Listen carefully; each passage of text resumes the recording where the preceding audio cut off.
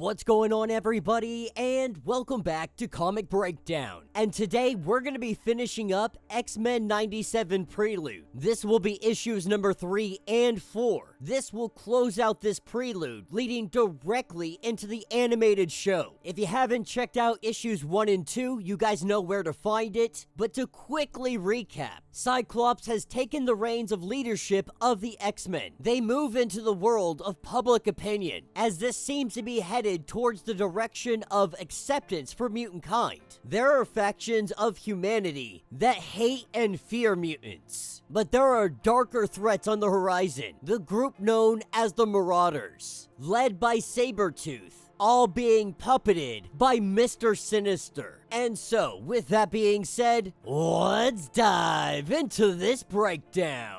Alright gang, so this issue has us dropping right into the fray. Morph has shown up on scene, taking the form of the Hulk. He's ready to smash the Marauders. Instead of going with the classic fastball special, we see a little bit of a variation. The mean green slowball special, with Morph jumping off of Wolverine. We see him lay down a smacking. The X-Men very happy to see Morph back in there, back reunited. And so while Storm and him handle the others, we have Wolverine and Sabretooth.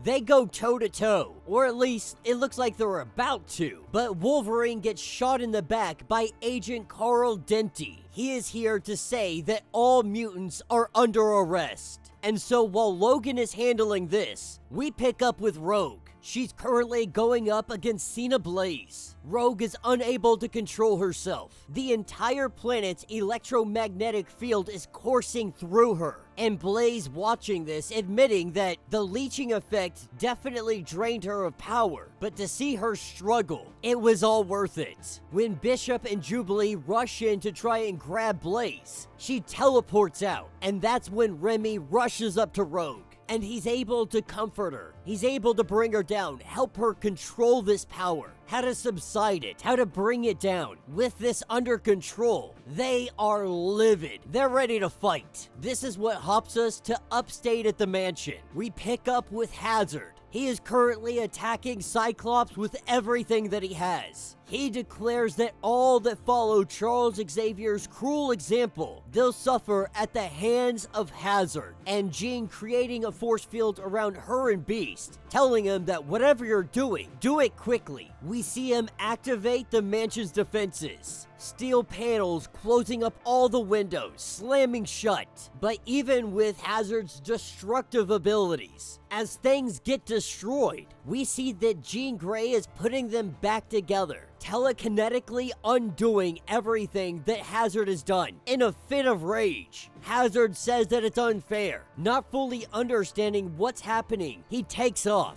In Westchester, we pick up with Logan. He's facing off against the agent, and Logan's really ready to gut this dude, but Morph stops him, holds him off. Storm rushes in and disarms them. This is when Logan gets a sniff of this guy and takes him back to his mercenary days, working with Sabretooth, working with Maverick. What he remembers is that this agent is a dirtbag. He's crooked, so when he goes into attack, things go sideways because of Sabretooth and the Marauders. They hijack the agent's armored vehicle and they take off in it.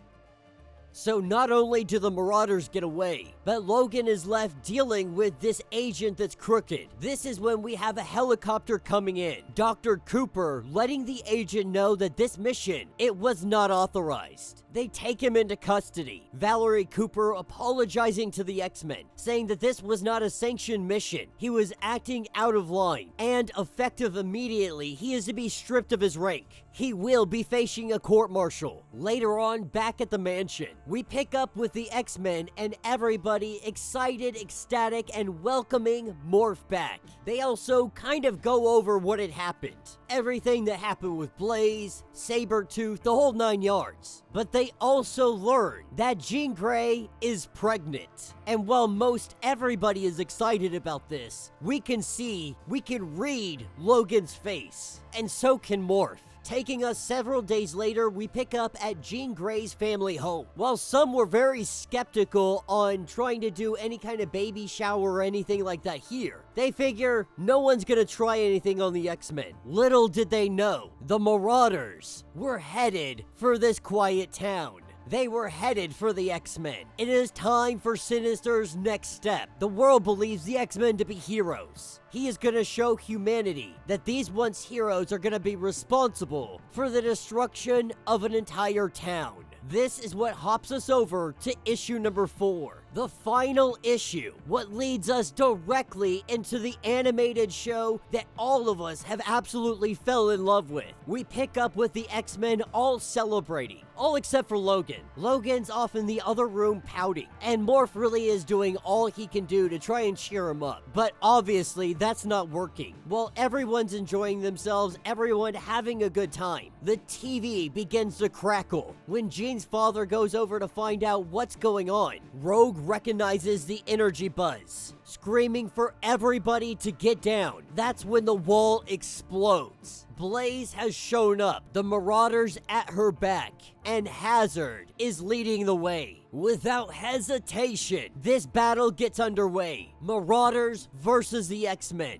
Prism versus Jubilee. Harpoon taking on Morph. Bishop and Cyclops taking on Hazard. Arc-Light versus Wolverine. But there's one missing from here. That individual is Sabretooth. That's what hops us over to elsewhere. While Sinister watches this fight unfold, Sabretooth more or less is like, you know what, I'm good. The Marauders kind of need me more than I need them. But if they can't handle Logan and his little friends, they're really just dead weight anyway. Telling Sinister, I'll see you when I see you. Now, our X-Men team, they've been putting up one hell of a fight. The truth is, these one-on-ones that they're currently doing, they're not working. Cyclops tries to regroup, but Wolverine, he comes in and he says no. Like, I'm not doing this. Everyone argues with him that we gotta work together. And Cyclops says, you know what, Storm, you're right. Wolverine has fought these guys more than Cyclops has. What do you think we should do? And so while it may not be routine, he tells everybody to switch it up. Wolverine goes after Prism, Bishop going after Harpoon, Jubilee going after Hazard, and Rogue and Storm focusing on Blaze. But this time we have Rogue grabbing hold of Gambit, stealing his powers, and then going after her, turning her entire outfit into charged kinetic energy. Wolverine made the right call. Switching up opponents changed the outcome of this battle in moments. Blaze wasn't so big and tough when she thought she was gonna blow up. We see the X-Men being led by Cyclops take down the Marauders.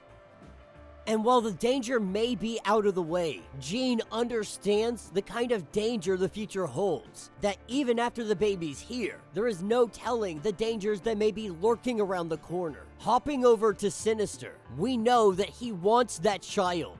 We have Agent Carl Denty that is being visited by the Friends of Humanity. We have Magneto meeting up with Emma Frost and going over the last will and testament of Charles Xavier. We have a young mutant's powers that are coming online. This all lays the groundwork for what is to come, for what we know, for what we have seen. But no matter what lies in the future, Cyclops and the X-Men, they will face it together. They will face it as a team. They will face it as the X-Men. And that will be the end of this series. So let me know what you guys think down in the comments. Absolutely fantastic, exactly what you expect from X-Men 97. Now, we already know what happens. We know what's to come. Having a little prelude to the animated series, absolutely phenomenal. And I definitely hope we get some more of it. With season 2 on the way, I definitely hope maybe we get a little bit of in-between time. Maybe some side quests, maybe some side stories. You guys know what I mean. I thoroughly enjoy X-Men 97. You know, if I'm gonna read an X-Men comic that focuses not so much on the Krakoan era. The 90s comics they're the bee's knees, baby. And this is not to take away from the modern era, the current X-Men comics, but the more modern stuff's kinda derivative. That's why I love the Krakoan era. The Krakoan era was unique, it was different. Love it or hate it, it wasn't the same. It was original. And as we transfer into this new era of X-Men comics after Krakoa, there's still some residual things left over, but it's really going back to some of its root stuff. Sinister, doing his plotting, waving his fist like a Scooby-Doo villain. It's those kind of things, which was enjoyable in the 90s. X-Men 97 is a prime example of that. But the era of evolution is upon us. The X-Men have grown. The characters have grown. They've changed. They become something different. Dare I say, they morphed into something else. And so while the modern era is feeling very resemblant of the past, there is no disputing that the 90s X-Men comics, X-Men 97, are stories that absolutely freaking bring it. But let me know what you guys think. Let me know your thoughts. Let me know your theories. If you want to get caught up on everything that is going on with this series, go ahead, check out the link in my description as well as the top of this video. It's going to get you completely caught up on everything going on with X-Men 97 and current X-Men comics. If you would like to support the channel, you can always do so by joining the channel membership. Much like Patreon, having multiple different tiers, from $1 to $50, from loyalty badges to comics every single month. Not only are you helping out the channel tremendously, you are getting tons of perks in the process. Now, if you're unable to do this, do me a favor, subscribe to the channel, like this video, hit that notification bell, and with that being said, until the next breakdown.